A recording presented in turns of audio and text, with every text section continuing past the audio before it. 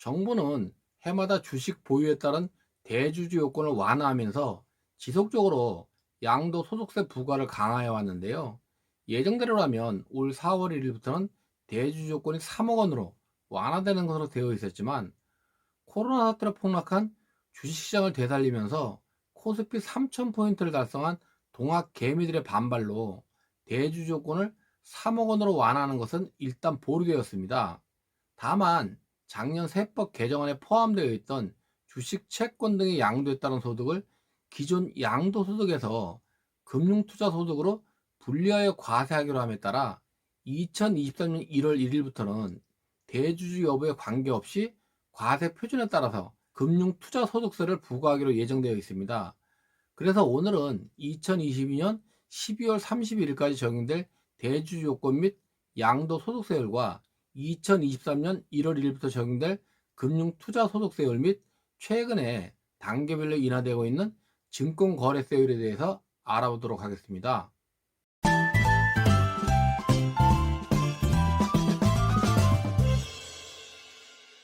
안녕하세요. 이성윤의 중소기업 컨설팅입니다.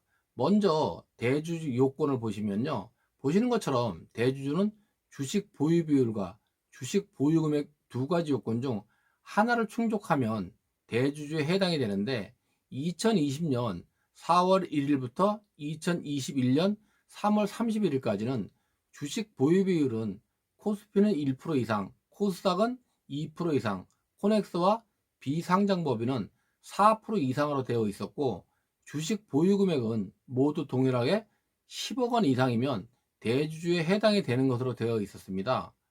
그리고 2021년 4월 1일부터는 주식 보유 비율은 변동이 없이 주식 보유 금액만 3억 원으로 인하하는 것으로 되어 있었지만 주식 투자자들의 반발로 3억 원으로 인하되는 것이 보류가 된 것입니다.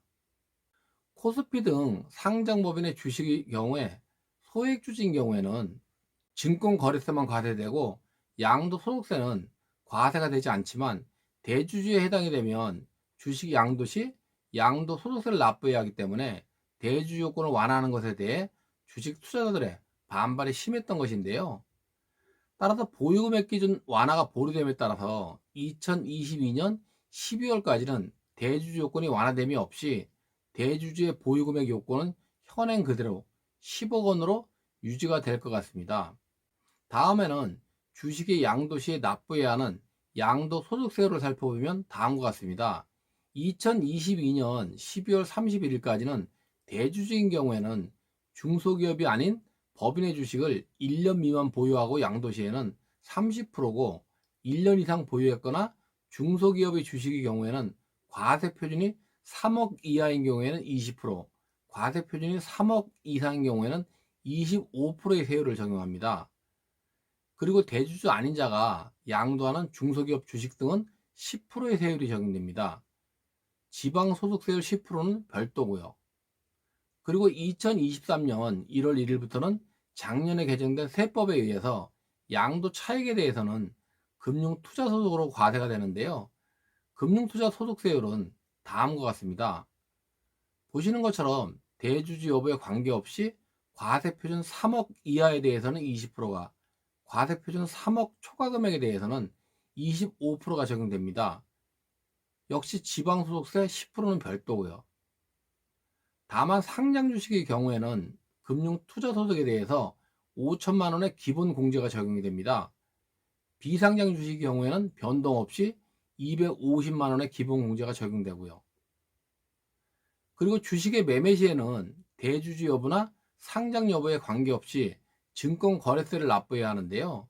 최근에 정부가 단계별로 인하하고 있는 증권거래세를 보면 다음과 같습니다. 보시는 것처럼 코스피와 코스닥의 경우에는 현재 2.3%인데 2023년부터는 0.25%로 0.8%가 추가로 인하되고요. 비상장법인의 경우에는 현재 0.43%에서 0.35%로 역시 0.8%가 추가로 인하됩니다. 코넥스는 0.1%로 변동이 없고요. 이상으로 대주주요건과 양도소득세율 및 금융투자소득세율 그리고 증권거래세율에 대해서 알아보았습니다. 좀 더 자세히 알고 싶으시면 아래에 남겨드린 블로그를 보셔도 되고요. 궁금하시거나 요청할 사항이 있으면 댓글 남겨주십시오. 좋아요와 구독 신청도 꼭 해주시고요. 그럼 다음 시간에 뵙겠습니다. 감사합니다.